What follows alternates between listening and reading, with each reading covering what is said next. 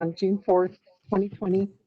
This meeting is being held virtually via WebEx due to the COVID-19 pandemic. As a district, we dedicate all our efforts and resources to our goal of high expectations for all. The board uses this goal to guide all deliberations, decisions, and actions. You will get to see all deliberations, decisions, and actions of the board in open session, with the exception of some items which may be discussed in a closed session as stipulated in the Texas Government Code, Section 551, commonly known as the Open Meetings Law. These items typically deal with personnel matters, consultation with our attorney, and real estate.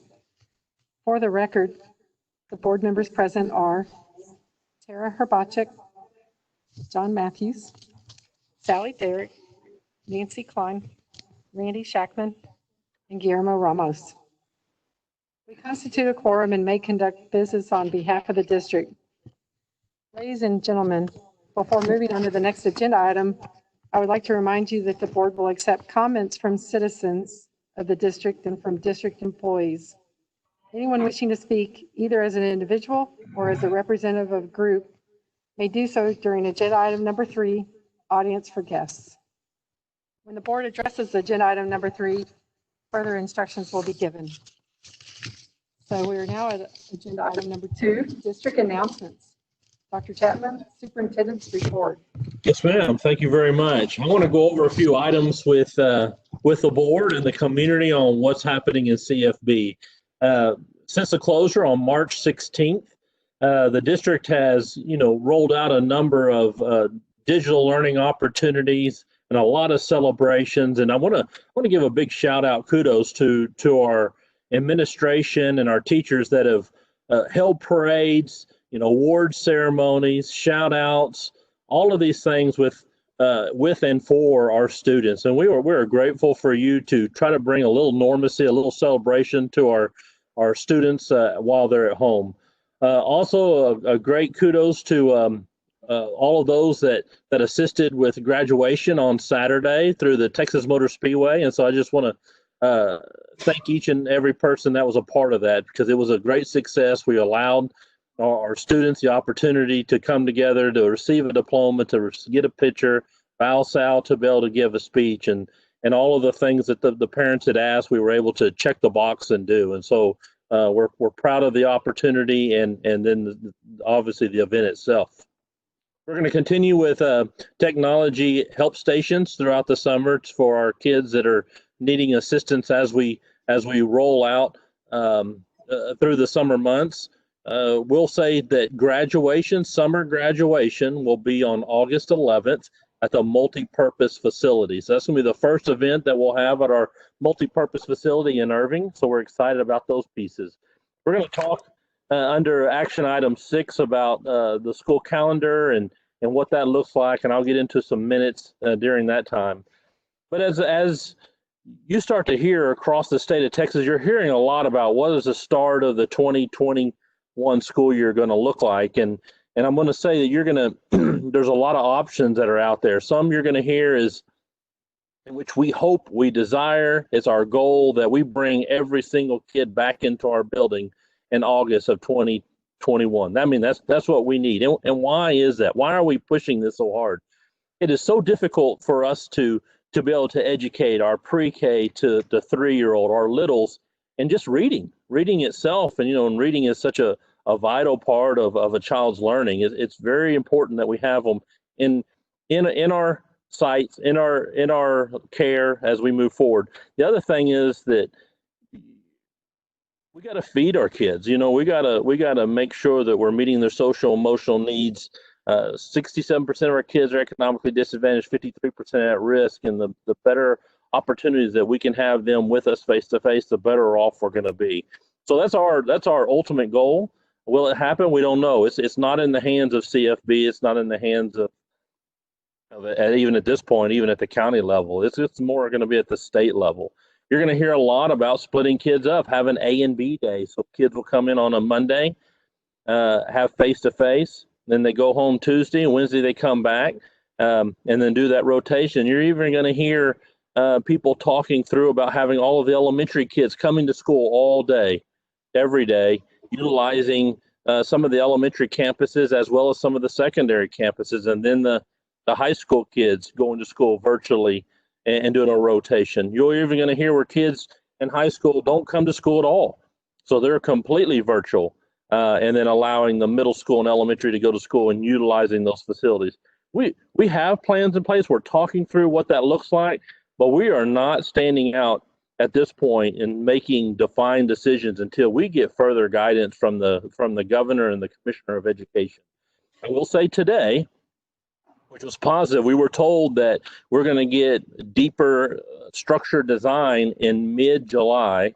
I was told today that we are going to potentially have news in the next 2 weeks, which would be just a blessing because we've got so much more planning to do. We've got a good streamline right now, what that's going to look like. We have a return to work order. I sent that to the Board of Trustees today as our staff are coming back into our facilities on Monday, June the 8th. We're also working through a reentry plan. What does that look like? All the way from transportation to facilities to, the number of students in the classroom, you name it. It's an 8-page document that is walking through step by step. But our sole purpose when we come back is the safe and well-being of our staff and our students. And so we're putting in every measure that we can to make sure that that takes place. And so we're going to continue to work due diligently to make sure that that happens. As for opening of school ceremonies, we have a big event where the 3,500 plus people come together. We're going to do that virtually this year. So it'll be a video that we'll ask our principals to show and the supervisors to the staff, but we're not meeting together at Prestonwood. We will do so in 2021. As for the community pep rally, that's going to completely can't be canceled. Again, we don't have enough information now to make that determination to bring, like last year, close to 10,000 people together. So we're canceling.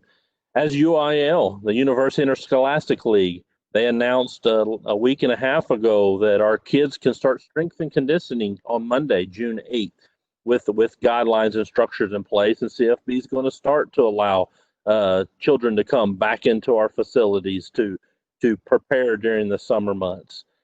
We're going to, again, I mentioned the reentry plan and what are those procedures going to look like. We do have requirements set by Dallas County and the groups of superintendents, as well as the Deputy Commissioner of Education and a representative from the governor's office. We sat down and we talked through this and what will this look like. Our template we're using is through the Texas Safe School Center. And so we're going to use our reentry plan to map out what are next steps as we move forward.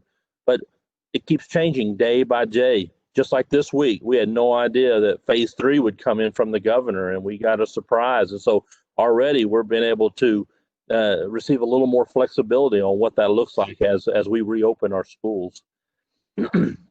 MetroCrest services, right now, they are, let me back up. Before COVID, they were serving about 40 families. Tracy Eubanks and his team are now serving 250 families every single day. And so CFBISD is going to assist on June 30th, and we're going to volunteer all day. And so to help serve as many families. So if any board members are interested in serving on June 30th, please reach out to Don Purnell or myself, and we'll get you scheduled. After the bell, we're going to start moving forward with after the bell in July. So we'll reopen after the bell again in July. I believe, I know Dr. West will talk about summer school and what that's going to look like, but just know we're opening that up in mid-July. As of Collaborative Vision 2030, we're rolling out the plans that were approved by the board on April 2nd. So we'll start to move forward with that new vision and what that entails. As for our new website, we're going to launch our website on July 31st. So you'll see the new site. It has over 3,000 pages. So it looks really good. Don Purnell and the communications team is also going to launch a new branding guide. And so what does that look like? What colors can you use? What is the logo? All of those things, mascots. So much needed. When you look at our facilities, where we have opened up our tracks, our tennis courts, and our playgrounds. So now those are being able to be used. As for the natatorium, we're still waiting for guidance to be able to open it. It's, again, there's different rules with an outside swimming pool versus an indoor swimming pool. Again, it's not CFB saying that we're not opening it. We're ready. We want to. We know this belongs to the community. This is your facilities. And as soon as we get the green light, we're going to do so. We hope to be able to open up the natatorium in the next couple of weeks, if not next week. But don't hold me to it until I get, the green light. As soon as it happens, we're moving forward. Yesterday, we had the administrative academy, a virtual academy, where we walked through a lot of the what does tomorrow look like, processes and procedures. On July 14th, we're going to have the executive cabinet, senior cabinet's going to have team building, and we're going to have a budget retreat. As we start to move through all of these pieces of staying at home, Joe Gill and her team are excuse me, getting tongue-tied. Joe Gill and her team are still using Gaggle to monitor our students through social media. We're monitoring, what are students saying. We're also still providing counseling services. We'll do that as we move through in the summer. And she also was able to launch and solidify Children's Health to work with us during the 2021 school year. And she'll talk more on that in August, but it's a great opportunity that's going to be free of charge for our kiddos.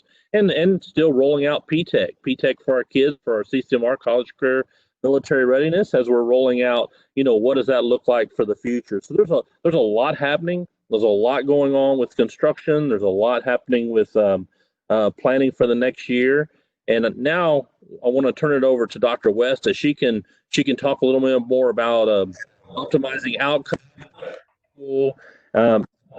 survey that we released. Dr. West? Okay, let me get my notes here. Dr. Chapman, trustees and guests, I always appreciate the opportunity to update you on any happenings that are happening in our district. And tonight I get to update you on 4 things. The first one Dr. Chapman got, but I'll just remind you, is about summer graduation. I'm also going to talk about summer school, parent and staff surveys, and optimizing outcomes. And so, as he mentioned about summer graduation, be sure to mark August 11th at 7 p.m. on your calendar. And we're hopeful that we're going to get to use our new multi-purpose room. So stay tuned for that to see if we're able to do that. We also wanted you to know a little bit about summer school that we're providing for our students in June and July. We are starting out in an online format, and we are providing traditional or academic summer school. We're also doing summer exploration, some special education, and learning the language, which I obviously need to learn the language.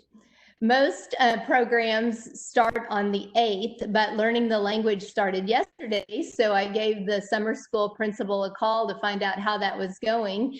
And I thought it was pretty interesting that we have 45 teachers signed and logged in.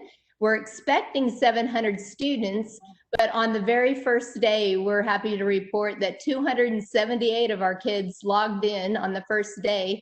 She said it was amazing and fun to see 100 kids in pre-K signing in to participate in the music and the physical education part of the program.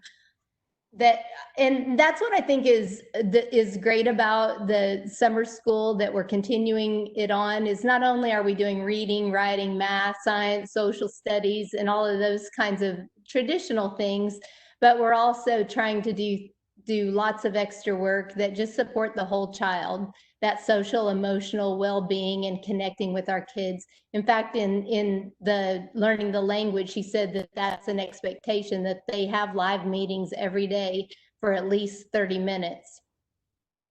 As another important piece of what we're doing in summer school is we're providing professional development for our teachers. So for instance, in the learning the language, they're going to be learning about second language learner development, blended learning, and they're also going to be sharing great techniques for how they're providing this at-home learning so all the adults can learn from each other as well. As I was talking about summer school today with Michelle Bailey and the chiefs, they said that people are really excited about the opening up of online summer school for high school students, and Michelle told me to expect 1,000 kids in high school in our online learning. And I think that would be amazing if we had over 1,000 kids. You're also probably aware that our district, that we sent out parent and student surveys, and those surveys closed just 3 days ago. So we definitely have more disaggregation to do, but I kind of wanted to whet your appetite a little bit with what we're learning from those surveys. And I also wanted you to know that we sent out those surveys because it's important to us to hear from our staff and our parents. And we wanted specifically to hear from them about the parents about at-home learning and their experience, and then our staff about at-home working. And we also wanted to know from all of our parents about when we returned to school, what they were concerned with regarding safety for their scholars, their children, and then also from all of our staff about just safety information for them as they return to work. So I'm just going to share just enough to whet your appetite. There's more, and you'll be hearing more. In the staff survey, we asked the staff, how much do you agree with this statement? The lessons that I provide my students during at-home learning have been high quality and engaging. 26% strongly agreed, 51% agreed, 8% disagreed, 1% strongly disagreed, and then we had 13% that chose not applicable, because remember, we sent the information to all of our staff, so not everybody was providing at-home learning. I didn't mention to you that we sent the survey out to 957 or to 4,319 people, and 957 responded. That's about 22%. Not as much as we'd like, but it does give us a good start, and there's lots of information in the survey. They also we also asked the staff how much they agreed with this statement, that during COVID-19 that they were informed of campus and district expectations. 35% of our staff agreed, or strongly agreed, 52% agreed, 10% disagreed, and 2% strongly disagreed. As far as the parent survey, we sent out 25,454 of those, and only had a return of 2,212. That's only 9%. So we definitely want to hear more from our parents, and we'll be reaching out to them again. But we asked them if their child experienced at-home learning had been high quality and engaging, and they strongly agreed with 29% and agreed with 54%. We also asked them to describe their child's workload during at-home learning. Just right came in at 58%. Too much was at 10%. And then we had one of these that said other, and 31% answered with other. So we definitely need to look at that and see what that means. We asked them how much their child had contact with their teacher. And the district expectation was that the teachers contacted at least a few times a week, and that was 31%. But some of them said it was daily at 12% and multiple times per day at 4%. It's bothersome that we had 22% that said rarely, so we will definitely be looking into that to explore what happened and reflect on what we would need to do to fix that. We also asked other things about, like, how much time their children spent in at-home learning and those kinds of things. So that hopefully was enough to whet your appetite. Finding out what people are thinking and what ideas that they have are definitely important to our district's success, and you're going to hear more about those surveys after Dr. Chapman and our team have more time to look at them. Last time I shared about optimizing outcomes. It's our professional development on August 4th, 5th, and 6th. And it's going to be a virtual learning for our staff, because we definitely want to take advantage of this professional development time to reflect on, to strengthen and model what we were forced to learn ourselves about at-home learning from COVID. So the teaching and learning staff is going to use those results from that staff and that parent survey to strengthen what we're doing during our professional development time and optimizing outcomes. And while that format's going to be virtual, at this time, because we're all returning to the office on Monday, we plan for optimizing outcomes to occur virtually, but participants will be in their offices or in their classrooms at CFB. Trustees, I just really want to take this opportunity to thank you for the leadership you provide. As a new member of the CFB team, I really appreciated getting to know you a little bit better at Texas Motor Speedway, and I really enjoyed watching your enthusiasm for our kids as they graduated. That was inspirational to me, and I just wanted to thank you for your leadership. That's my report. Thank you, Dr. West. Thank you. At this time, Mr. Murch is going to talk to you about food service and our job fair, second job fair. Dr. Chapman, President Klein, members of the board, thank you. Very honored and proud to be able to talk about our food service. As you're aware, our grab and go operation is coming to a close. We operated at 26 campuses. We served over 426,991 meals for students, which provided over 500,000 pounds of food to nourish our children. This could not have been accomplished without the partnership of student nutrition, transportation, security, warehouse, and custodial teams. This team comprised of 98 CFB staff members. Now that this is coming to a conclusion, we're now transitioning into our summer feed program. That will consist of 5 breakfasts and 5 lunches served once a week on a Wednesday at 11 campuses. We'll provide a more comprehensive update in August when that information is available. I want to take this opportunity to thank you, board, for your support back in February when you approved a major safety initiative, and that was to install bus cameras on every bus. We have partnered with Technology for Schools, TFE. They have a fully digital camera system that is used for mass transit. We, CFB, is the first school district in the nation to use this type of a camera system on a school bus. So in order to ensure that we worked out all the bugs, the cameras were placed on 2 buses over the last 4 weeks to try them out to make sure, like I said, that we work out and identify any bugs.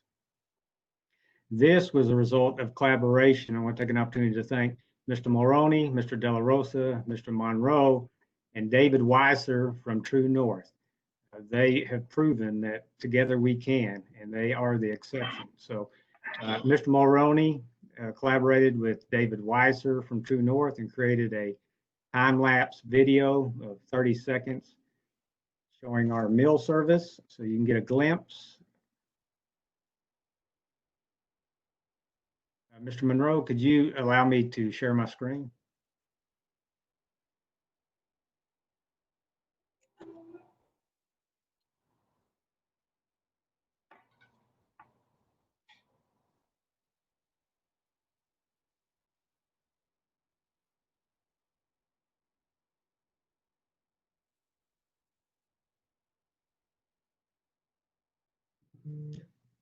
Okay, I'm going to show this 30-second time lapse, and there is audio to it, but for some reason, sometimes it doesn't come through the WebEx. Hopefully, you'll be able to hear it.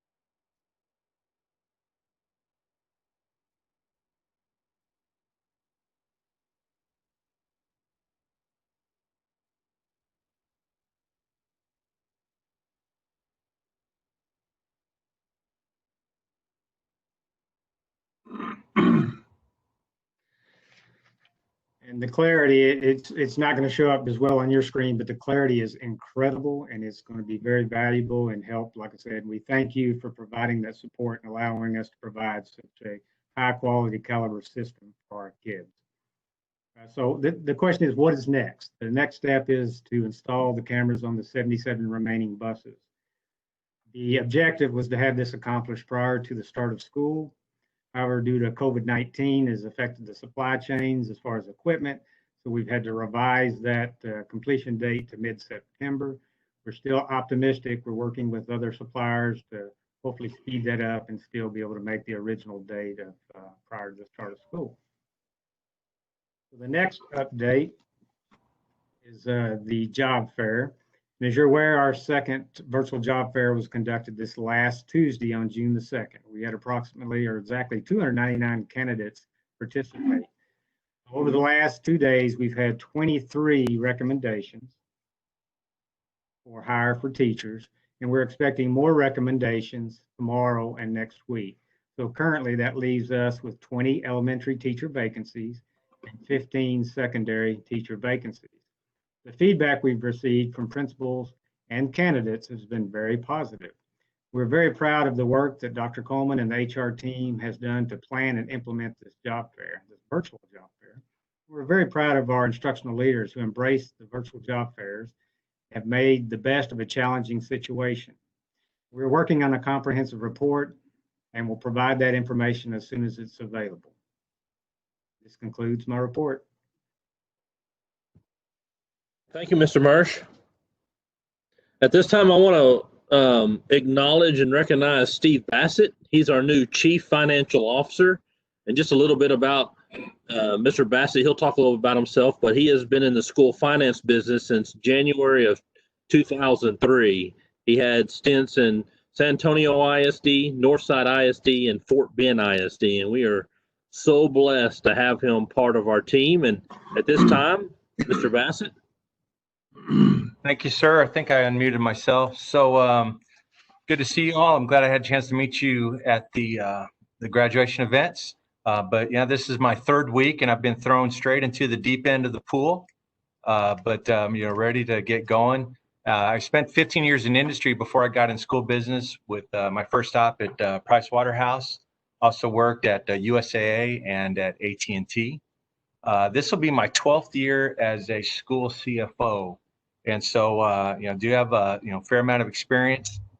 Just quickly, the way I view my job, I mean, it's important for me and everybody in finance for us to set the standard to be good stewards of taxpayer funds. We always got to remember that our funds are from the taxpayers. We have to provide information to the board and Dr. Chapman to make the best decisions possible with good data. We're responsible for getting as much of our resources into the classroom as possible. We want to give first-class service to the principals and to everybody that relies on us. And we also want to make sure that the budget process and the school finance process isn't a mystery. And so I'll try to start unpeeling some of that tonight for the first time. One just quick note, one of the items that we have in consent, number 4N for stipends, there's something we need to add to that. So the early education allotment is one of the new items from House Bill 3. And we need to do more in that. We actually need to spend more in that allotment.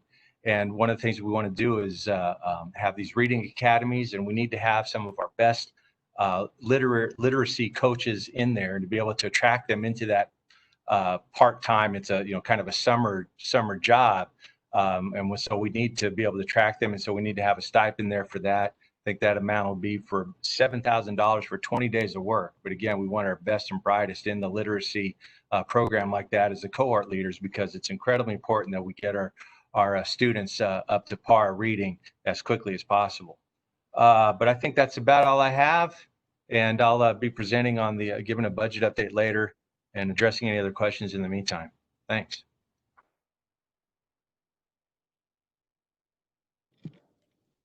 Thank you, Dr. Chapman, Dr. West, Brian Marsh, Steve Bassett.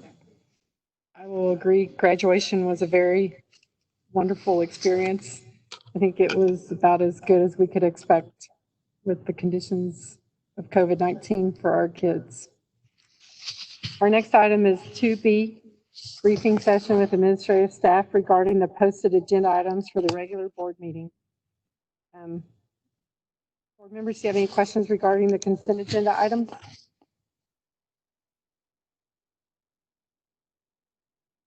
I don't see any questions.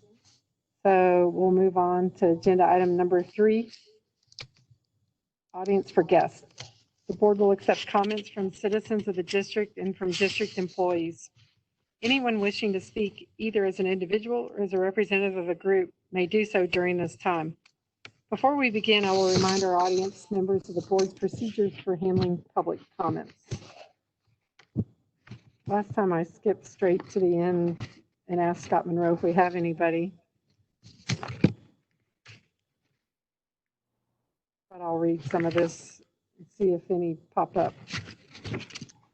Each speaker will be allowed to address the board by speaking once for a maximum of 3 minutes. The public comments portion of the meeting will be no more than 30 minutes total as dictated by board policy BED local. If during that time the board is not able to hear from everyone who wanted an opportunity to speak, you'll be invited to speak at the next regularly scheduled meeting. So Mr. Monroe, do we have anybody?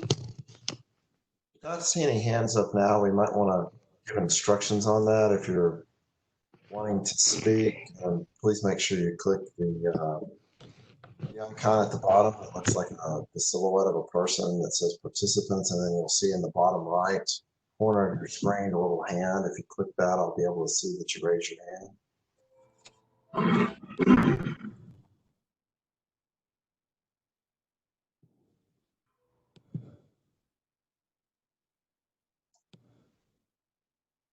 Not seeing any hands up.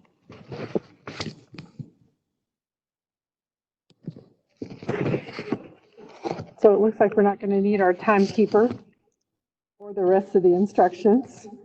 So we'll go ahead and move on to agenda item number 4. And if someone does raise their hand, we'll go back to this item. Our next item is the consent agenda. It's a mechanism that the board uses to approve a number of routine items together with a single vote. In compliance with the Texas Open Meetings Act, the public notice for this meeting includes the list of all consent agenda items. And boy, there are a few. And the board has been provided ample information about these items in advance. Prior to any action taken on the consent agenda, board members may request withdrawal of individual items for clarification or discussion. Board members, are there any items that you'd like to remove from the consent agenda at this time?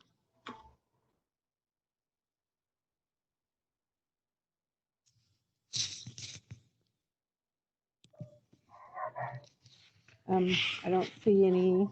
So if there's no items to be removed, do we have a motion? Mr. Ramos. I make a motion that we approve the consent agenda item as presented. We have a motion by Mr. Ramos. Mr. Shackman, were you raising your hand a minute ago too? I was going to offer to make the motion. So Mr. Matthews, I saw your hand go up also.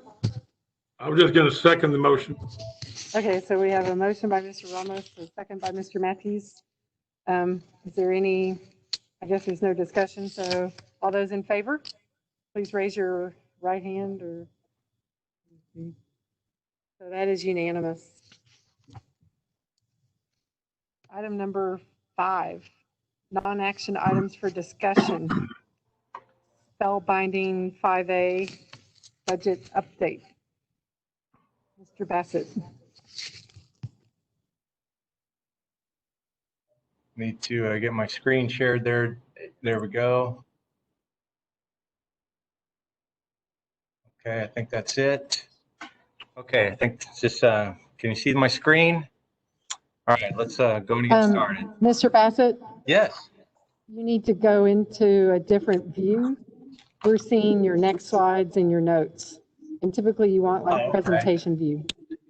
Okay, did what? Click that. Stop sharing, sorry. Yeah.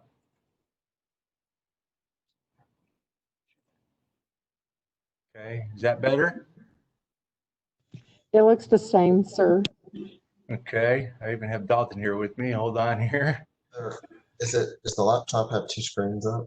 If you're plugged into a monitor, Yeah, I do have two screens. Or just unplug one. Yeah, go ahead.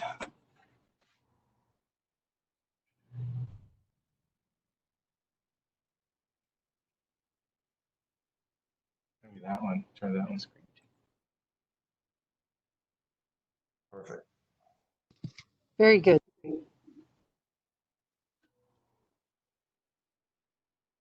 Okay, yeah, that's fine there. Yeah, great. Okay, all right, sorry about that. Okay, so I'm going to go ahead and get started with our riveting budget update.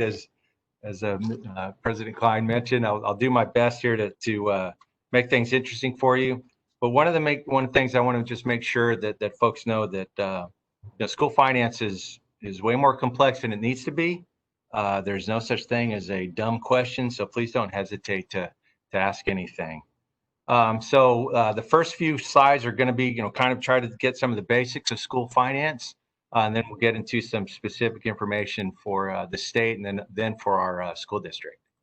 So let's get going with that. Let's see here. Okay. So one of the most important jobs and the hardest job of CFO is to figure out what our revenue is going to be.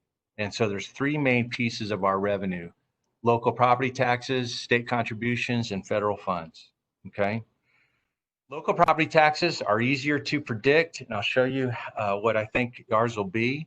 The state contributions, that's where the real craziness is.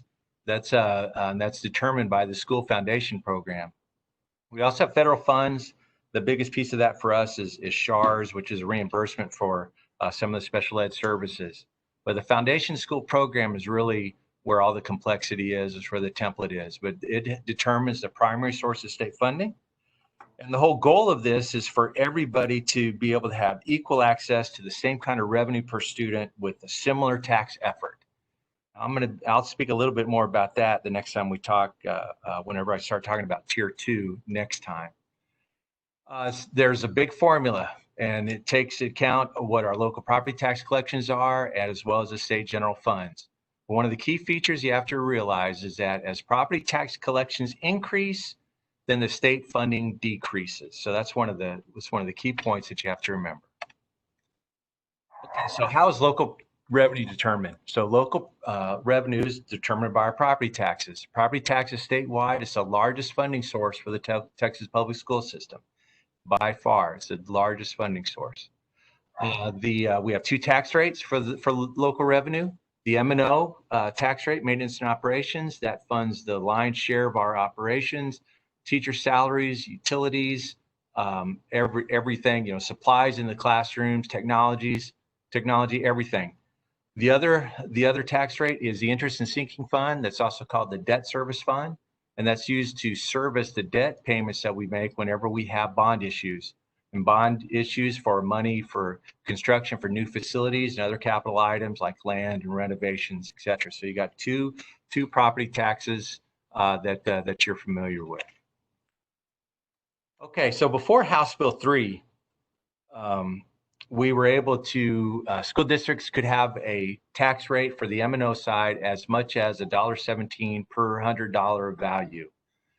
And so 1 penny can vary greatly between school districts depending on the local property values. Okay, I mean, I don't think you see any of the same. But here are the factors that influence the property tax revenue. Of course, the tax rate. What is that? And ours, and it got way more complicated with House Bill 3. I have a slide later showing you what I expect our tax rate to be for this coming year. The reevaluation of existing property. Okay, so that is a process done by the appraisal district every year. Then we have value from new growth. If there is new growth from new homes or new businesses, then how much we're collecting from a percentage perspective. If the collection rate is 99% or 97%. Then you also have frozen values, which will vary from district to district. So local revenue is the easy part. Here's the hard part. So just bear with me on here.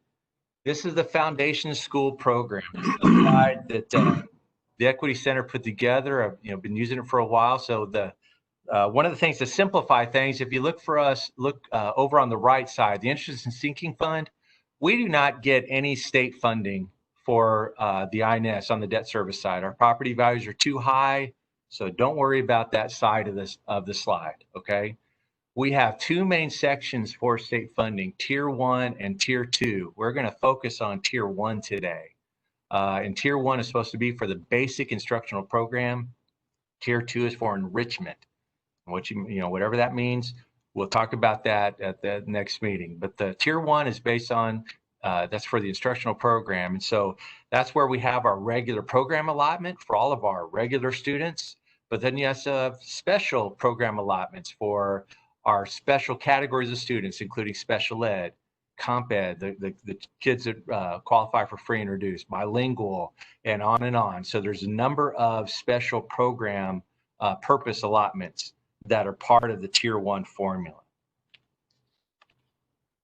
So I'm going to focus on the top three here, things that influence state aid: the basic allotment, which is a Tier 1 driver; the student demographics and average daily attendance, that's also a Tier 1 driver.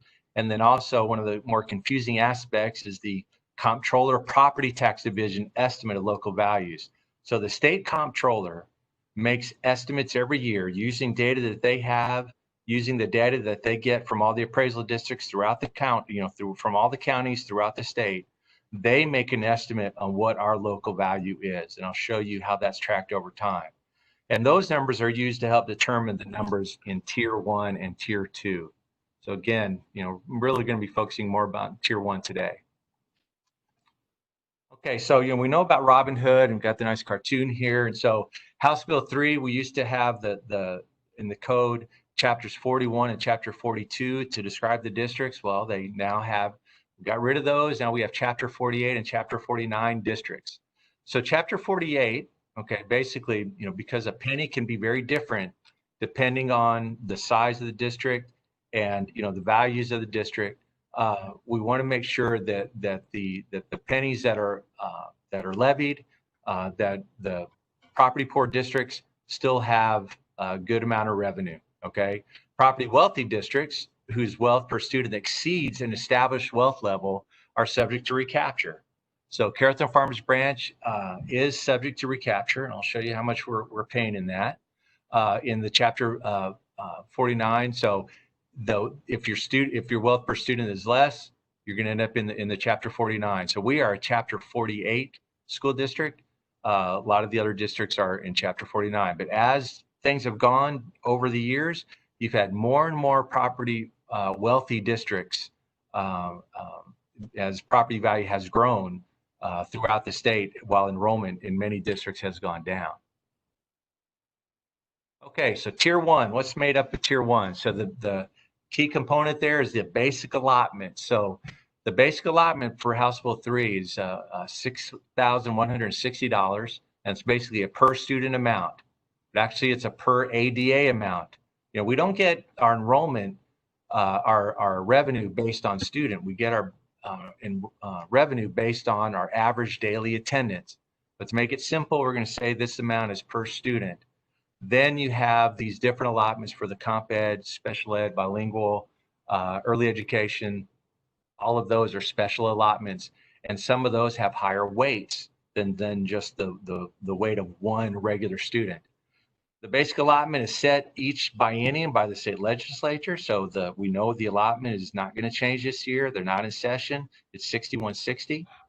So then the district has a local fund assignment that's determined by the comptroller. So that's the CPTD number. And that local fund assignment is going to be different than our local property taxes as determined by the appraisal district.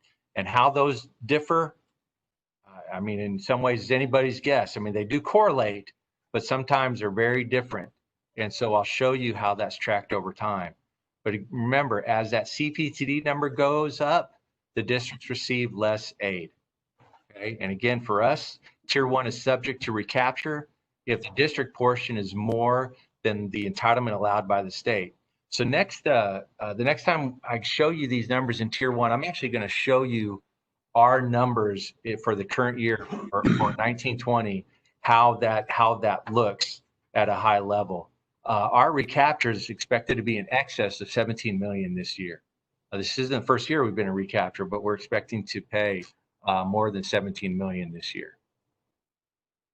So changing gears a bit, I'm going to talk about the Texas economy, because what happens at the state of Texas greatly impacts what's available and will help the state decide what they're going to have for the basic allotment and whether or not they're going to change any of the other things that are in House Bill 3. So there's mostly bad news, a little bit of good news. So you're not surprised that I have a graph for you showing sales tax collection and some of the other revenues, but we've definitely had drops because of the impact of the closure throughout the state on our economic activity, and we're getting a high unemployment. But there's also more cost pressure. So revenues are down, but costs are going to go up because there's higher demand for state services, especially on the unemployment side. And then also the House Bill 3 costs for the school districts throughout the state are significant, and they're projected to grow because we are still expecting more enrollment throughout the state. The only good news that we have so far is that the state share for K-12 for the CARES Act, now is that multi-trillion-dollar bill that was passed in March. The state share is $1.3 billion, and that is going to go toward the payments that the school districts are going to receive for state aid in 1920. So it's going to help the state from a budget perspective, and hopefully it will give us all the softer landing when the budget amounts are determined in the next biennium in the legislative session in 21. So let's talk a little bit more about the state numbers. So here's a sales tax collection trend. There was an article in the Dallas Morning News about the state really taking a hit on sales taxes. I think that was yesterday. Now this is a 12-month moving average, so you don't see as big of a decline in April as you would think right away, but still that is a decline from of 10% versus the March number. And so as we go through this summer, it's going to be interesting to see the slope of that number, but it is going to keep going down for a while until we get back to a full opening and getting back to business throughout the state. This was just updated in April of 2020.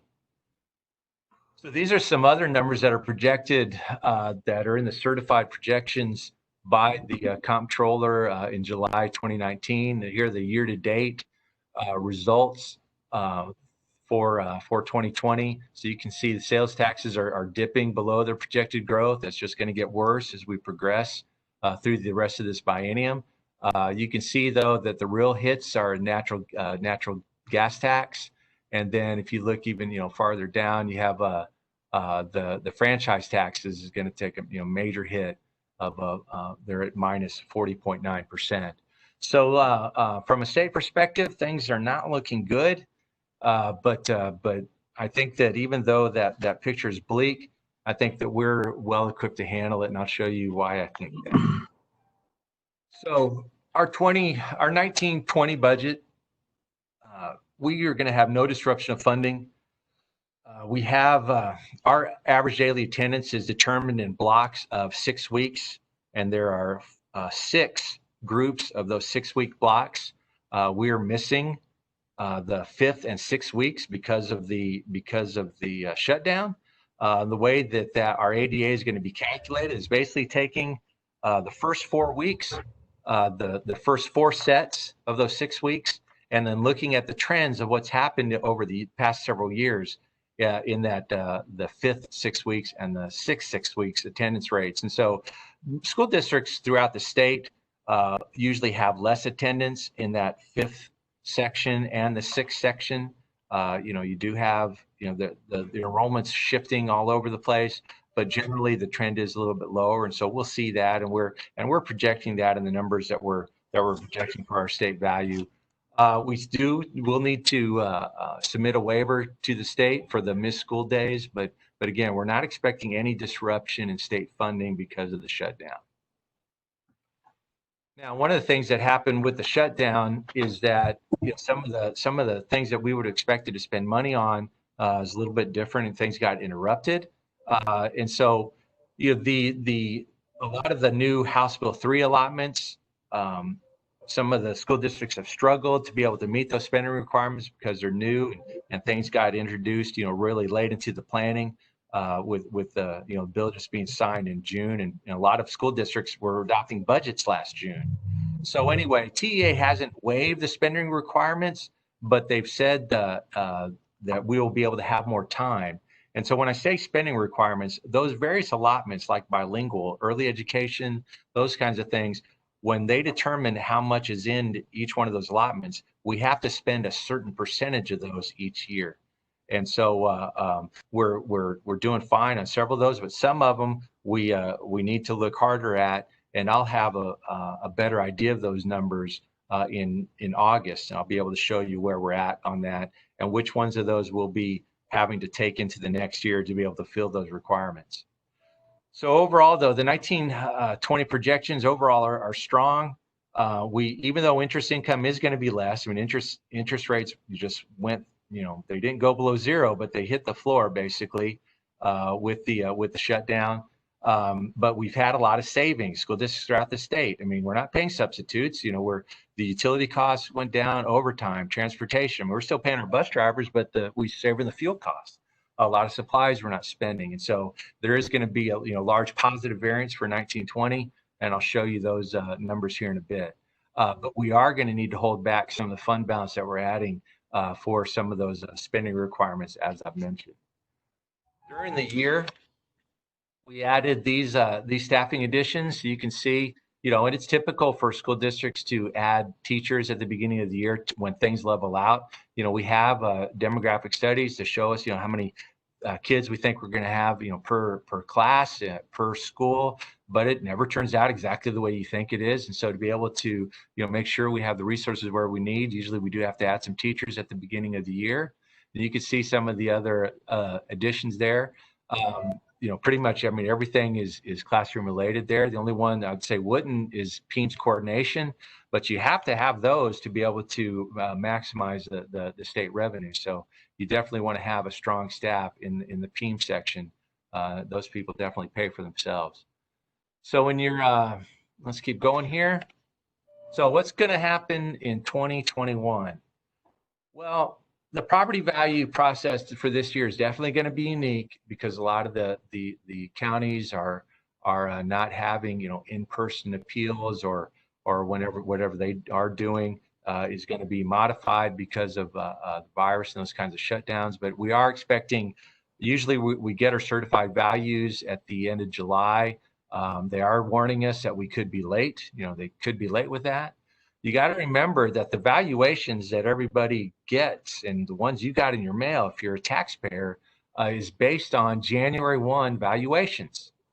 And what's happened since January 1? Well, obviously the closure. And so, we're not expecting real estate to have the same value as we go along.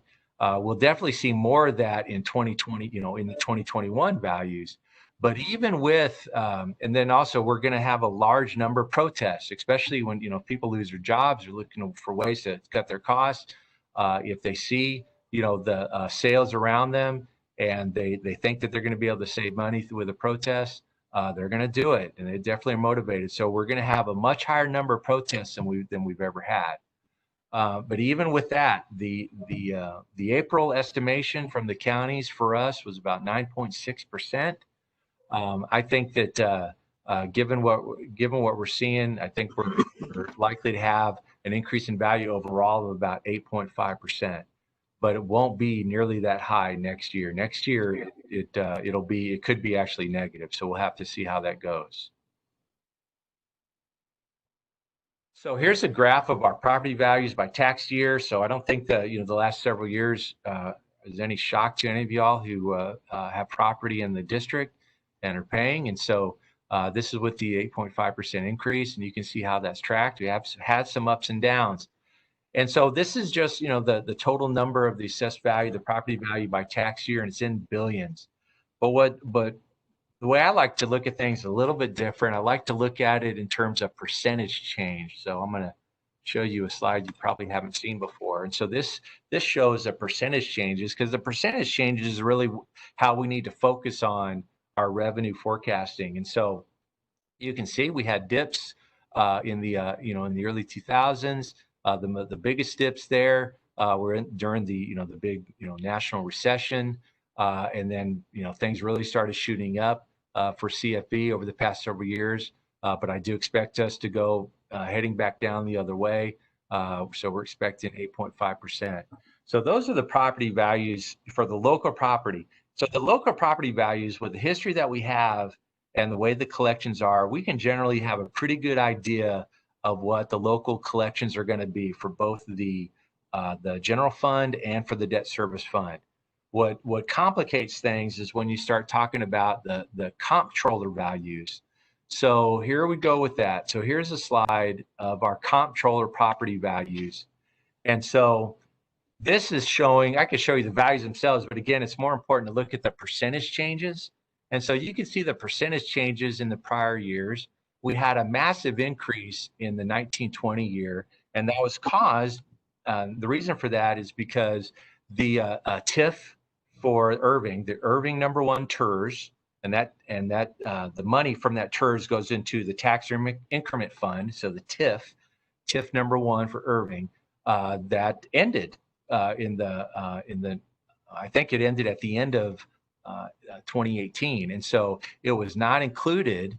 That the value of that TIF, the taxable value of that TIF, was taken out of the comptroller's estimates for all of those prior years, but it was added back in 1920. So that's why you see a big spike there.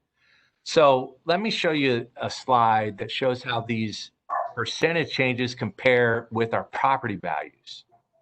So the property values are the red, and so those are our certified taxable values, and you can see how that's tracked. And so we've had those last 2 years of several years of strong growth.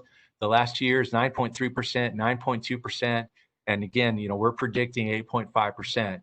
And you can see all those other years where it was reasonably close between the comptroller values, but you definitely see differences. And each one of those partial percentages is worth hundreds of thousands of dollars, if not millions, to the district when it comes to state property. And so back before House Bill 3, we used to be able to we used to have this CPTD number finalized well before we did the budget. So for example, in the 1920 budget, when that budget session, when we were going through the budget last year, we would have gotten the CPTD number with a growth of 8.2%, and we would have known that number, matching that up with our value of 9.2% growth, and we would have had a lot better idea of what state funding would have been for 1920. But House Bill 3, they decided to change from looking at prior year values to looking at the current year values. So the current year values for the district shot up because of the TIF, and we are going to be looking at that and how that impacted us. And so it was very difficult, and we didn't know for sure. I mean, we knew it was going to go up, but there's no way that my predecessors would have known that the delta between that 9.2% that they used to predict local values, that the CPTD number would have been as high as 20.6. And so it's going to be a lot harder for CFOs and business managers throughout the state to predict state revenue in the future, mainly because of the unpredictability of that CPTD value. What number am I using for 2021? I'm using 8.5%. I don't really have any other number to use, but I may, in looking at this, maybe I'll ratchet that down a little bit, maybe 8.3%, because it has been, for most of those years, been lagging behind some, but still, it isn't something that we're going to know for sure, and it does increase our level of uncertainty whenever we're trying to predict the forecast the budget.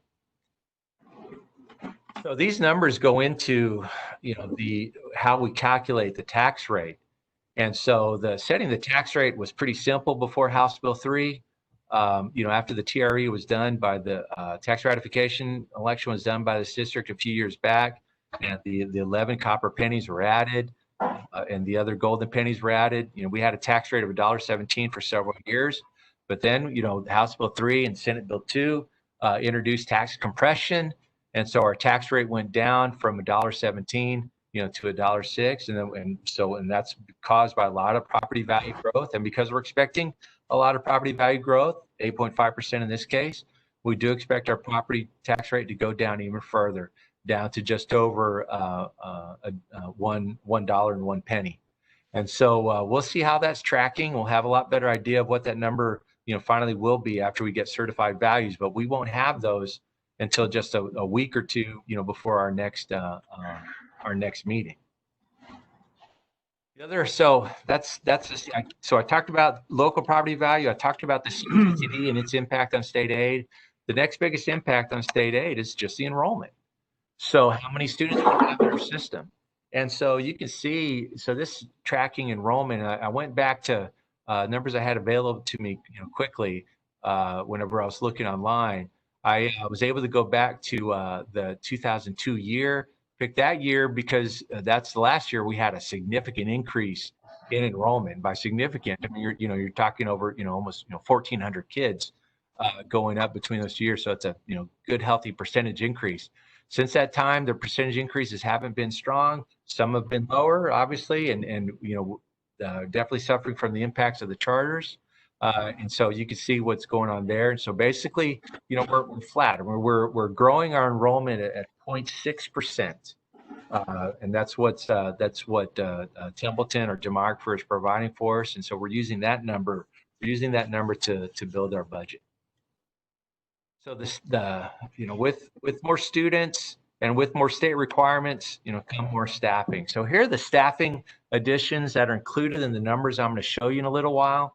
And all the ones with asterisks are positions that we're adding to help fulfill and meet the House Bill 3 spending requirements, especially with regard to the early education allotment. So there you got the, early literacy coach, early math coach, the early education.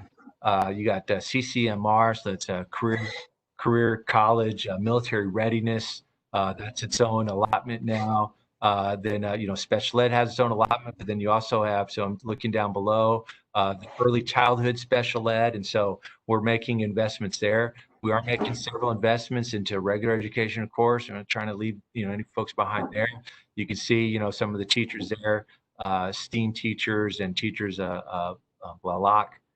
So that's what we have there from a planning perspective.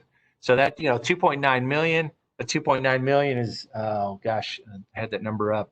That's a little bit more than 1% of our current payroll forecast. So it is more than our enrollment growth. But those kinds of things can be expected to happen, especially when you have these mandated spending requirements that the House imposes on us.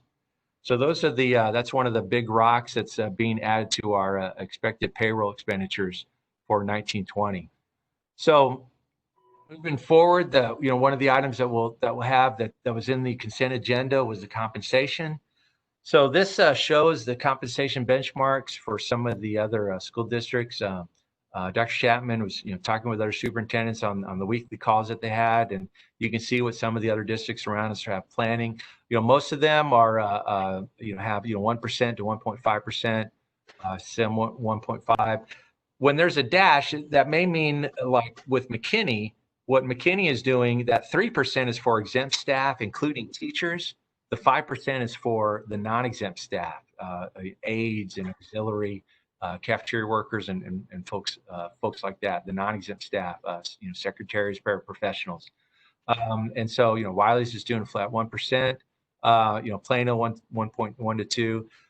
Most of these districts, I think all except maybe one, are planning, because these percentages generally are on the lower end compared to what most employees are used to. Most of the school districts are looking at giving a retention supplement. And what's that? That's a one-time payment. I mean, it's almost like a bonus, but it is based on retention. And we're also going to plan on doing that as well. Each of the districts that I've been in have actually given retention supplements.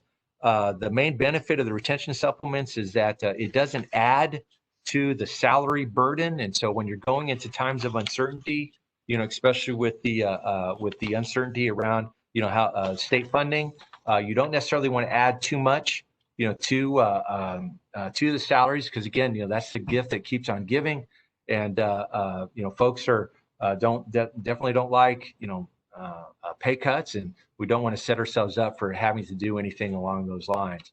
And so we'll talk more about a retention supplement in the future. So the compensation plan, a 1% increase is worth about $1.8 million. The recommendation was for a 2% compensation adjustment for all staff. And as I mentioned, we're going to be looking at a potential retention supplement in 2021, and with that timing, and we may be speaking about that as early as August, probably in the September, October timeframe. And we'll be bringing that once we have more specificity in terms of what to expect with our budget in the following year. Okay. Some of the other things, so part of the things impacting our numbers. So the stipends that were approved. So the overall impact of that, the overall value of the stipends themselves is in excess of $300,000. But because we're reducing some of the days of some of the employees getting stipends, and expect the financial impact to be about $250 million. But that's not million, $250,000. That's included in the numbers that you'll see here in a little bit. One of the things that's unique to this district is the one-time years of service supplemental payment. So this is something that was put in place many years ago. The value of these one-time payments for eligible employees, and this is something that definitely encourages retention and loyalty to the district as folks get to these 5-year increments. The amount of dollars that they get in these payments increases, as you would expect. But the total cost of this is expected to be about $700,000. But hopefully it's something in place that does help us, especially with the teacher retention. Then we have every school district really struggles with keeping bus drivers and monitors. And one of the things that's been implemented at CFB is a one-time supplemental payment. Right now, this is based on attendance. We're really trying to want folks to show up, because we definitely need to get the students to school. And so we're expecting this. We've budgeted, included in the numbers you're about to see, about $100,000 for this one-time supplement for the bus drivers and monitors. Okay, so I keep referring to the numbers. Well, what are the numbers? So let's talk about this. So okay, whenever you're comparing these columns, so one thing you got to remember, so the actuals for 18-19, that's actually what was spent and what was earned, what our revenue was, and the expenditures. And so there's a difference between actual and budget. Why is that? As a legal taxing entity, our budget is the legal authorization. When the board adopts the budget, and that's one of the jobs of the school board, is to adopt a budget. And you're charged with adopting a budget in the general fund, the debt service fund, and the school nutrition fund. Whenever you adopt a budget, that gives the administration the legal authorization to spend funds. And so if it's not in the budget, we don't have the authorization to spend funds. And so there's a difference between the legal authorization to spend funds versus what we actually think is going to happen. So what I think is going to happen, just my best estimate, based on, I guess 2.5 weeks of time here, what I think our actuals are going to be. You can see, I do think that we'll have higher revenue than what was budgeted. I do think that we'll have lower expenditures. You can see the deltas there. I think payroll expenses will be close to the budget. Other expenses and transfers, we're definitely going to have less recapture than what was originally budgeted. $22.8 million was in the original budget. 17.4 is that amount. Again, one of the numbers that impacts that recapture is that CPTD number. So that CPTD number causes uncertainty on that state revenue number, as well as how much is in that contracted services between schools. That's actually where our recapture payment is. The TIF payment, we knew about that ahead of time, so we are going to meet that budget spot on. As you can see, we definitely have a large decrease in that TIF payment because the TIF going away. So that's definitely helped us out. So I do see us adding to the fund balance. So anyway, as you can see, then looking into 2021, we're expecting pretty much flat revenue, and that's driven by those enrollment numbers and those property values. And so, I do think that we're going to be close to the same revenue. until we really start making headway in bringing back the charter students, I don't see us really having, increases in revenue unless the basic allotment goes up. And we know the basic allotment's not going to go up next year. If anything, it'll go down. And so we can expect less revenue in the future unless we do have more students. You can see that, the payroll expenses there. So that does include the increase in salaries, stipends. It also includes, some contingency because of the teacher leveling I was speaking out before. And then you can see some of the other things we have there. So in August, in the August meeting, I'll be able to show you our expenditures and our planned expenditure budget on a per function basis, which is something you're used to seeing because that's how the board adopts a budget. It adopts a budget by function. And the function is how we intend to spend money. What's the purpose of that? So how much of that, for example, how much of those payroll expenses are going to be for instruction? How much for administration? How much for transportation? How much for librarians? All of those functions. And so I'll have much more detail for you on these numbers when we get to the next August meeting. So we do have a solid fund balance, and it's higher than a lot of the school districts around us. But that is good news for us because there are reasons for concern as we go forward here. So we may need to use some of our fund balance to meet the state spending requirements for programs, and so I'll have a better handle on that in time for the August meeting. Our state funding, complements of House Bill 3, include $20 million of a formula transition grant, and that is to expire in the 23-24 year.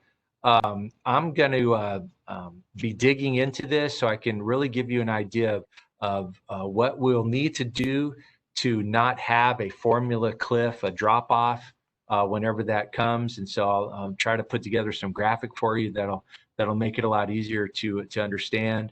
But that formula transition grant is just yet another way that the House Bill 3 template was just really made things more complicated than they already were. And so we'll be digging into that, and I'll have a lot more information for you that in August. Like I said, the state revenue picture is bleak for the next biennium, but we're well prepared to handle it with our fund balance. We can expect local collections to be impacted by appeals and future drops in property values. But again, that's going to, in the end, it'll impact our debt service fund way more than the general fund because of the way the state formula works. If we end up having decreases in property values, well, then the state, by the function of the formula, does have to put more money into the system. And so that will impact the debt service fund, though, significantly the following year. So the next steps at the August board meeting, we'll have I'll give you another update on the general fund budget with a lot more specificity on the expenditures, the expenditure budget that we're going to ask you to adopt. I'll actually even give you a projection as well for the following year, another year out, the 21-22 year, with based on what we think and what we're hearing that could happen to the state budget. I'll give you an update on the debt service fund because you need to see that, as well as the school nutrition budget. At least, get a good look at that before you're asked to adopt the budget on the 20th of August. So that's it. I'm sorry for the number of slides, but there was a lot of stuff that we needed to cover, and I'll be happy to take any questions.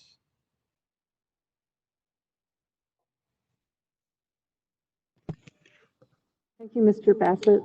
Board members, are there any questions? You're going to have to say something because I'm Ms. not seeing Klein, everybody right this minute. Ms. Klein, Tara. Mr. Bassett, first, welcome to CFB. I know we got to engage on Saturday, but we're glad you're here. Thank you. A question and a comment on the information for the ADA calculation. Can you clarify, is the formula to calculate that for this spring the same for every district? You mentioned, districts have different, but it's a set formula. I mean, there's nothing in there that allows someone to capture more. No. Yeah, Okay. so they're going to approach it the same way for every district, but some districts have bigger drop-offs at the end of the year than others, but Okay. it's going to be based on each district's own trend. what has happened in their attendance in that springtime every year. What has that trend been?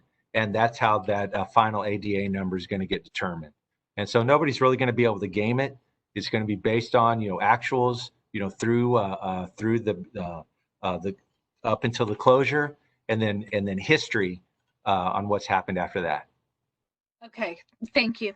And then second, just comment, I don't know if this is really for you or it might be for just Dr. Chapman, but on the supplemental payment for our transportation folks, I'm completely in favor of that that payment and taking care of our drivers for that. But one thing that makes me nervous just now with our change with the world, let's go with the world, the attendance-based factor of that. I guess that makes me hesitant on that being the development of that stipend or that payment, that incentive payment. I know that reading through the return to work processes, there's a lot of steps that folks have to take, and I'm sure our drivers fall into that. But I guess I just want to say that an attendance-based item makes me a little nervous. We'll be providing additional recommendations, not only on the state level, but actually on the federal level, as they're going to be talking through this and mainly through COVID and attendance over the course of the next 3 weeks to a month. So that may dictate or change things for the future, but we'll see. Okay. I want to make it clear I'm in favor of that, of the payment and rewarding our bus drivers and that. But the attendance base is what makes me nervous. Okay, that's all I have. Thanks. Thank you. Board members, any other comments or questions? I was actually going to say I look forward to hearing about the student nutrition budget and what all the impact of the food that Mr. Mersch discussed, how that all balances out in August. Well, so do I. I haven't been able to look at that yet, but we have a good fund balance there as well, and so I'm sure there's some impact though, and so we'll be taking a look at that and definitely giving you good information on that to give you plenty of time before you're asked to adopt a budget. With McKinney, the 3 to 5% to bring up the paraprofessionals and such, we kind of did that this year, so that's not something we need to do. And I see Mr. Mulroney has logged on. Board members, I don't see any other hands up. And so we'll go ahead and move that. And thank you, Mr. Bassett. Welcome to CFB, and we look forward to seeing a lot from you in August. All right, thank you very much. We'll move to item 5B, construction update. Mr. Mulroney. Thank you, President Klein, Dr. Chapman, members of the board, for this opportunity to present a quick construction update. I'll get my screen up here.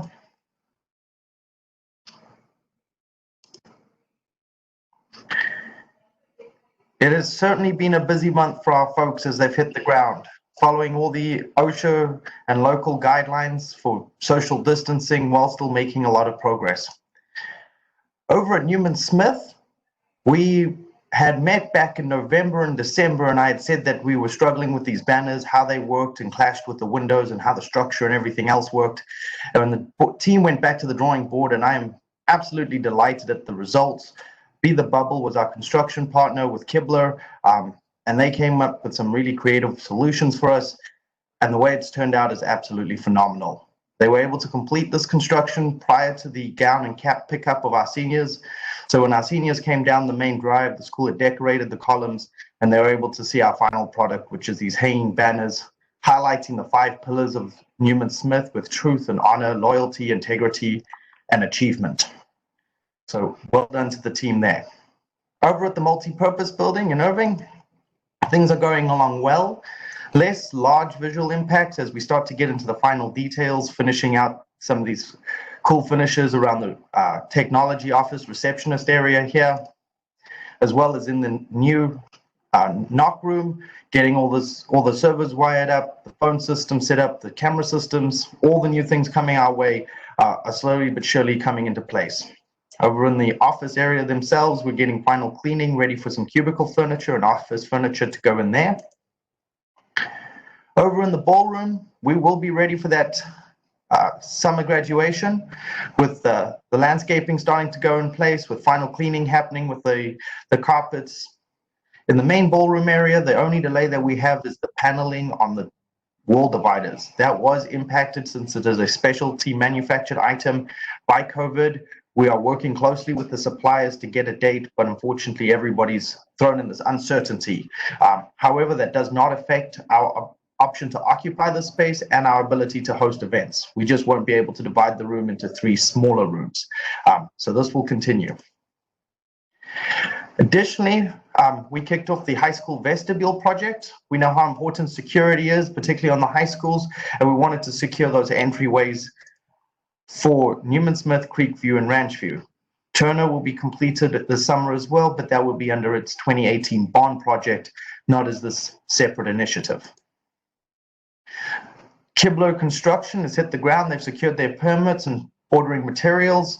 They'll run demo through the month of June. July will bring us the installation and finishes, and that first week of August will be closeout and ready for staff to come back on August 8th. Again, the design there is to have a transaction counter so we can scan IDs before folks enter our buildings and give a physical separation between our administrative folks and our visitors. The turf projects are flying along.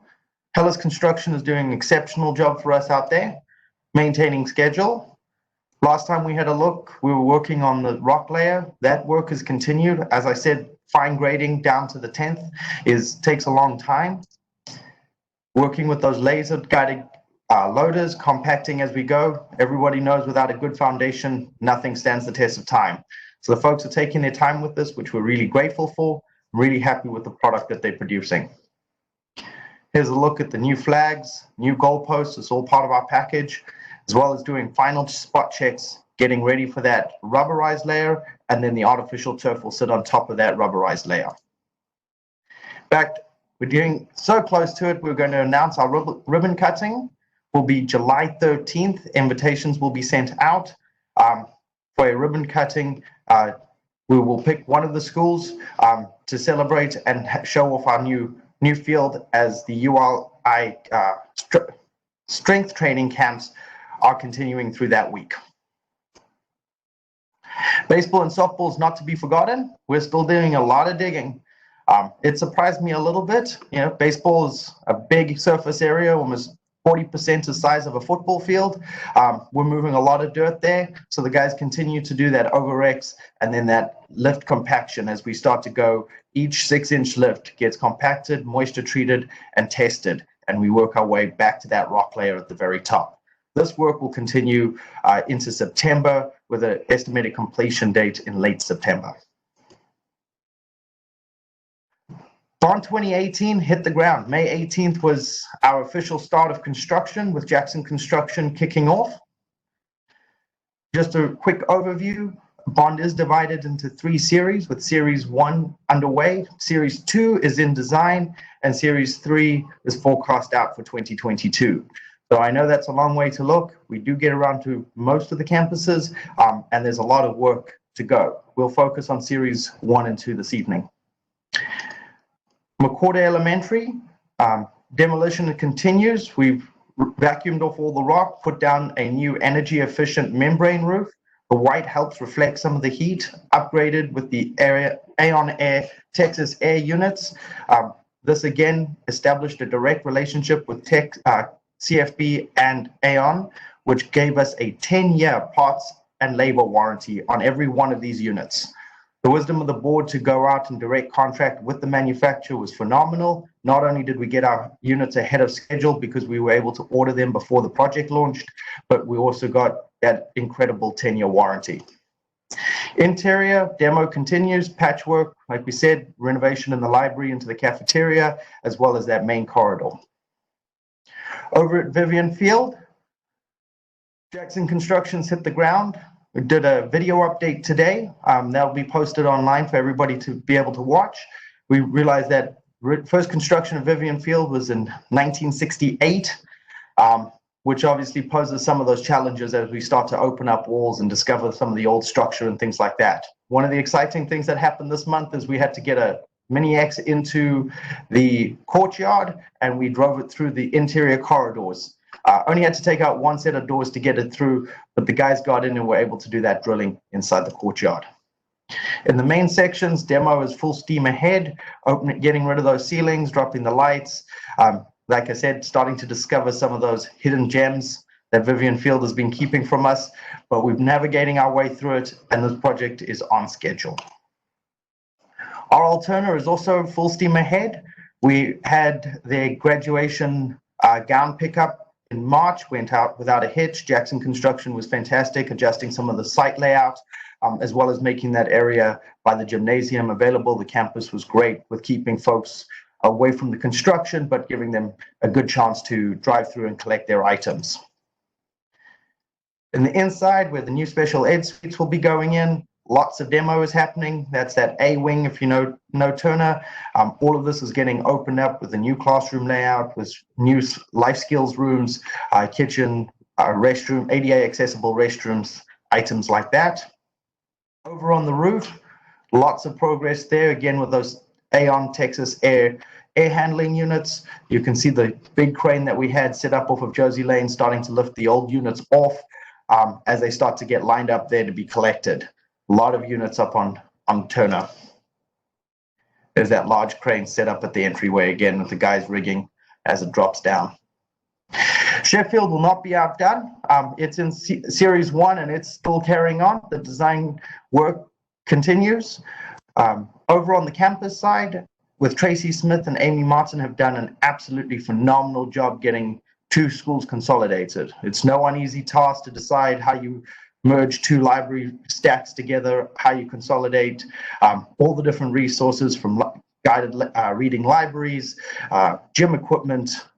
There's an endless string of questions and things to deal with. So supported by our operations team who have been doing 3 to 4 weeks worth of moves, and with Amy Martin's guidance, we have the intermediate building just about emptied, ready for that demo, and the primary school ready for 2 years, for the next 2 years as they house the students before the new campus opens. Another thing that the board did was passing Jackson Construction as our construction partner early on in the process. Last August, we've been able to do multiple pricing exercises with them at 50% construction drawings, 75% construction drawings, 90% construction drawings. We really want to know what things are going to cost. We don't want to just throw things down and then hope we can afford them. That allows us to really fine tune our pricing, selecting good fixtures, trash cans, all the things that we need to go into the school. So while we are going through the zoning and planning process with Dallas, we're starting to iron out some of those details. Another part of the energy efficiency study required by Dallas is to do light impact. And so we were studying different types of shade structures, awnings for the windows that give good quality light inside, but not allowing hot spots. So LPA has been doing those studies for us and designing some of these canopies. And what we've decided is a fairly short fixture, but with the side canopies, and that gives that wonderful pop of color to the building as well. So simple brick exterior with that touch of color as we go through. An interior look at that courtyard. You start to see the metal panels suggest that pop of color, as well as those shade awnings, giving good quality light to the interior classrooms, both for technology needs, but also for general learning. Quick view of the front entry there. Like I said, Series 2 is kicked off. It is the design year. Just wanted to recap that our philosophies at the Bond is to integrate facilities into the learning experience, develop a roadmap, and establish districts standards. This does take a lot of time, but we're not shy from work. And so while there isn't a lot of flashy pictures to show from Series 2, there's a lot of work happening behind the scenes. Newman Smith, Perry and Blaylock are on schedule to be starting in May of 21 for construction. We'll be finished this year with design, The elementary schools, we're working our way through, including their marquees, and that's going to take a little bit longer with all the different permitting. Trying to permit marquee signs in 5 different jurisdictions for 21 different elementary schools is a challenge. We're game for it, but it's going to take a little longer into July. We'll still meet our final construction schedule. We're just going to use a little bit more time in design. Better planning will get us better results. Same thing happens with the natatorium. So over at Smith, here's a quick look at the meetings that we've been having with the Newman Smith folks. LPA is our architect on that. They've done phenomenally well. Very similar to the Turner experience, where we did a visioning, understood how school kids learn, understand what the teachers met with all the different departments, and develop that master plan, that high-level grand vision for Turner. Because every dollar we spend will be in a progress towards getting Smith, Newman Smith, where it needs to be. And now with Jackson, we've been looking at our dollars spent at Turner, because a lot of the work is similar, and cost estimating how we're going to assign those dollars to align with the bond priorities and the vision of the district and the campus. Focus on CTE with the main corridor, similar to our Turner Grand Plaza in the center. This is very high schematic layouts, but we will have an emphasis on the campus of a CTE focus in the core, highlighting that beautiful library that they have and that double volume space as you come in the doors. Like I said, it was just wonderful to hear from all the different attributes, different departments. This is where our focus will go. So very high level sketch just going on here, but these conversations are happening. Over at Perry Middle School, VLK has kicked off their curation process and started to ask us some very tough questions. How do we see our students? How do we see our parents? How do we see our teachers, principals, and the superintendent and central office? Everybody got called to the table and started to look at how those relationships impact the learning experience. Additionally, looking at different learning styles. We had an incredible phone call with Adam Troy and some middle school students while they described how they like to learn, what projects they like to do, how COVID has impacted their learning, things that they like from online learning, things that they don't, and really understanding how that's going to impact the design of Dwight Perry going forward, being that 22nd century ready, understanding that social and emotional well-being of students is vital, as well as restorative justice as part of a culture, not just a lip service. So that's going to be our challenges going forward.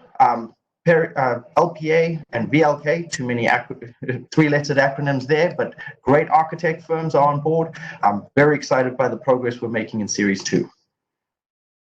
That is my construction update. Thank you, Malcolm. Members, are there any questions?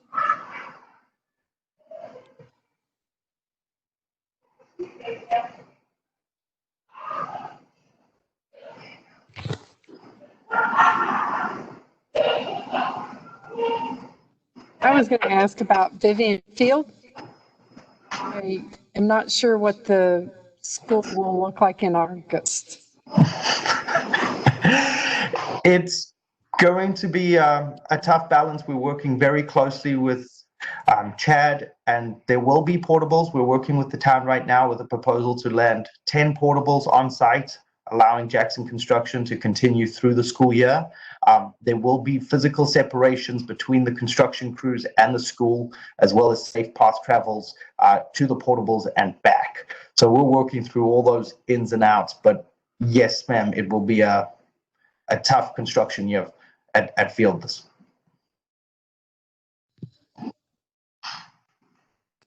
Are there any other questions?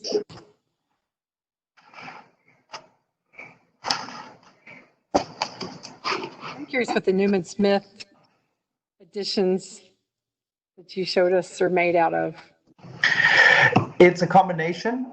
It's a sign like you would see at the admin building or on commercial buildings, covered with a layer similar to what we did at the stadium or at Creekview at Bush.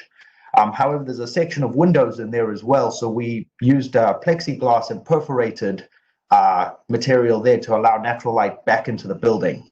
So where there was brick, we used aluminum backing. And then where the section of window is, which is really where the sign, the signature, the shield is, that section's perforated. So we integrated into the design so you don't notice the change in materials.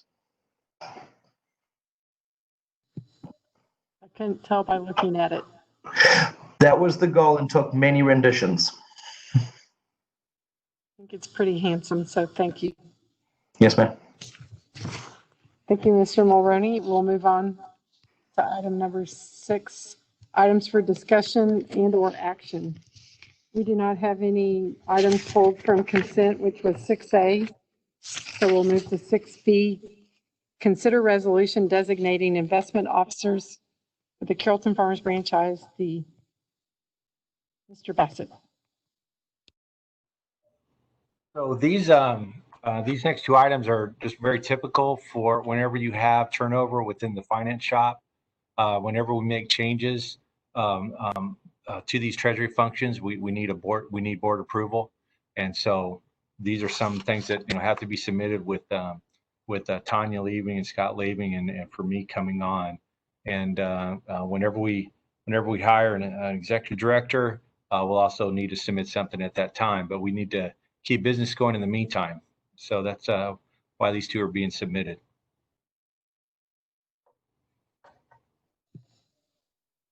So board members, we have a proposed resolution. Mr. Shackman.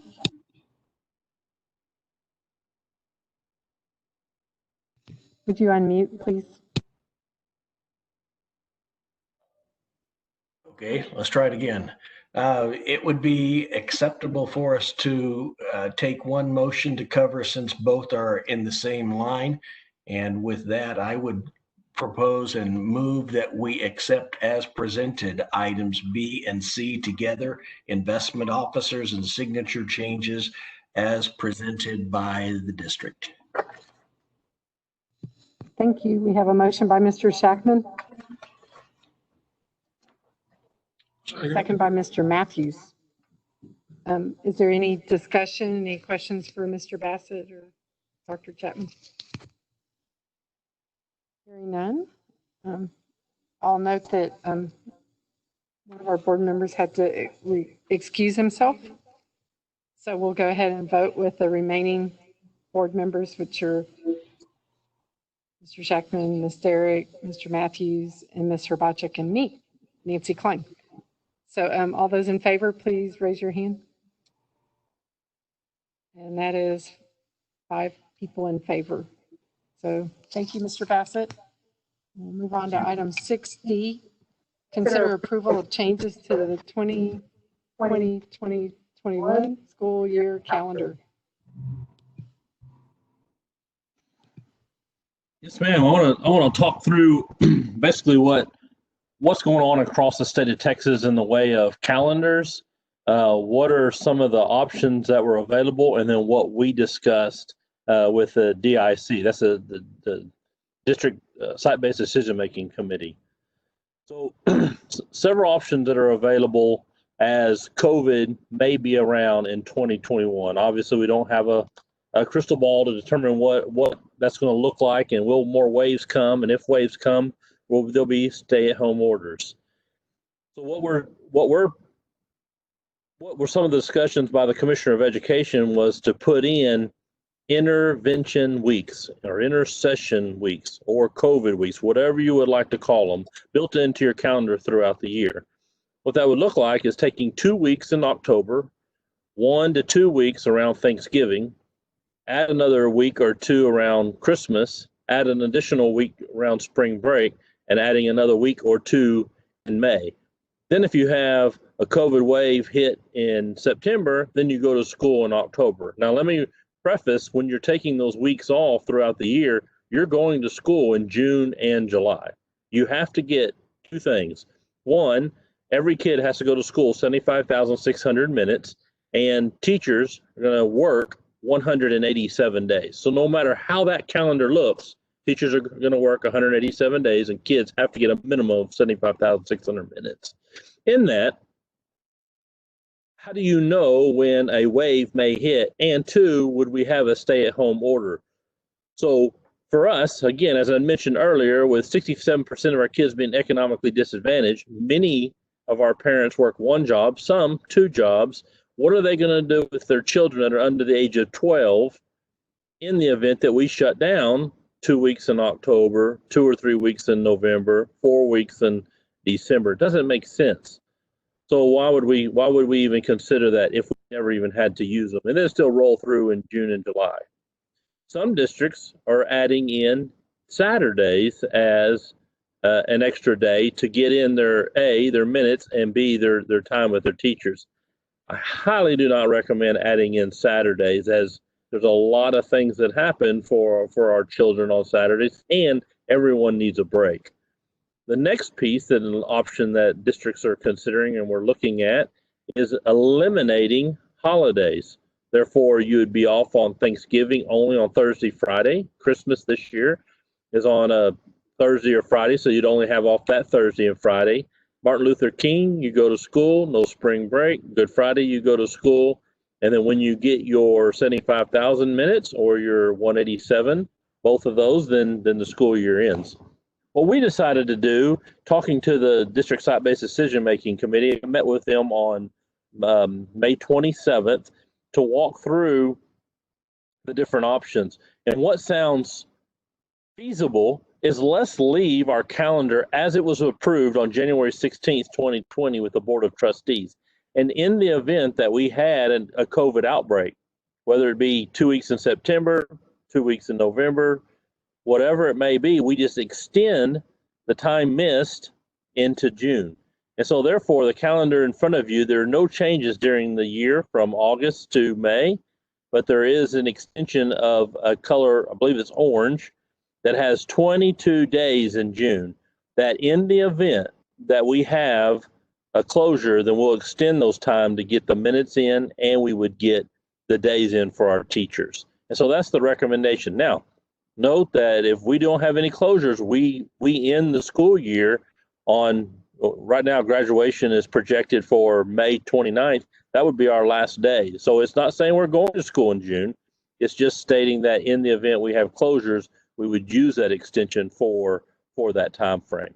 We're not tonight talking anything about minutes, as we will talk minutes in June and July, but we're going to put various committees together. We're going to bring in multiple stakeholders, talk to our principals, our teachers, parents, business leaders to see, do we want to extend our day in the future? Meaning, right now we go to school 435 minutes per day. Would we want to extend that? If we added an extra 15 minutes, that would bank another about roughly 6 days. If we went 30 minutes, that would bank almost 13 days. And we went 45 additional minutes, it would bank 19 days. Now, if we bank those days, then therefore the kids don't have to make up days in the event that COVID hits. So we're not talking about minutes tonight. We don't plan to talk about it. We want to involve our stakeholders, get their input, and in the event that we decide to extend that, then we'll do so. It doesn't require any board approval, but we want to walk through before we just sit there and decide what that looks like and what that entails. So tonight, we're asking that we'll keep our 2021 school year calendar as the board approved during the normal year, and add an additional 22 days in June of 2021 only if needed. Thank you for that explanation, Dr. Chapman. Board members, we have, yes, Ms. Derrick. I just wanted to make a comment about this. As the nurse on the board, I have to be the one to speak up and say I greatly appreciate the thought that went into this, and I completely agree that we cannot predict what the second wave or future waves will look like. So taking this approach, I think, makes the most sense. And I'm glad to hear that the district thought that through carefully.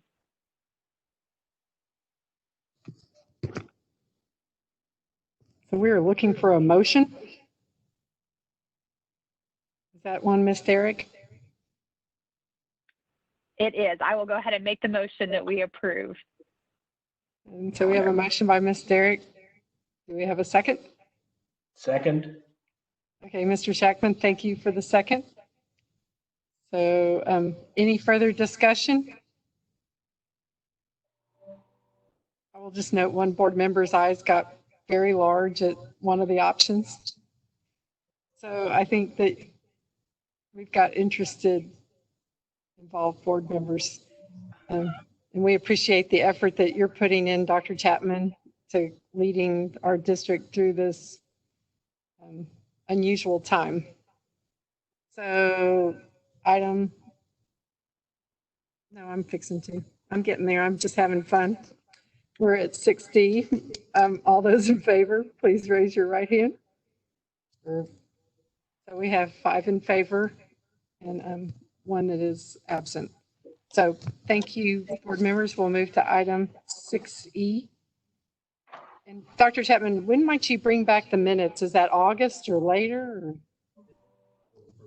Oh, okay. That's just. But we're going to get all the stakeholders involved. We'll walk through that with the stakeholders before we make any determinations. We hope to make a decision in July. Thank you. Item 6E is consider approval of one-time supplemental payment for bus drivers and monitors for the 2020-2021 school year. Mr. Bassett. This is the item that I mentioned earlier. What we have planned in the budget to cover this potential expense, depending on how many of our staff take advantage of the incentive, is up to $100,000.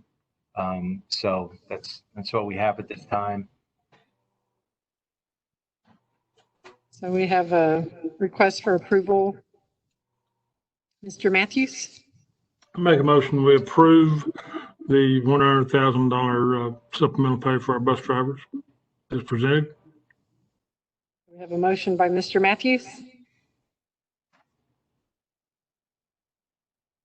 We have a second. Ms. Klein, I'll second it. So Mr. Bocek, was that you? It was. Okay, so we have a motion by Mr. Matthews, a second by Mr. Bocek. Is there any discussion? I'm going to go back to my same comment that, the recommendation in here is labeled as eligible transportation bus drivers. So should there be any changes in how we determine that eligibility, if we move away from an attendance-based a plan that covers it, correct? I mean, that allows us to, right? I'm not sure. Brian, Dr. Chapman? Yes, it would. Okay. Ms. Klein. Yes, Mr. Shackman. We don't officially have a parliamentarian, but we can do a couple of things here. One, Mr. Matthews, you might want to amend your motion because the motion on the floor at the moment says the $100,000, and we don't want to put a cap that says they have to spend or whatever. So I would encourage Justin for you to amend your motion to read at the motion as presented and leave the dollar amount out. It would make it cleaner for the finance folks. So Mr. Matthews. Ms. Klein, I'd like to make a motion that we approve the supplemental pay as presented to our bus drivers. And monitors. So thank Monitors. you, Mr. Matthews. Yes. And Mr. Bocek, you're okay with that? Yes. So we have a motion and a second. All those in favor? So that is 5 in favor. And I appreciate your time. Thank you, Mr. Bassett.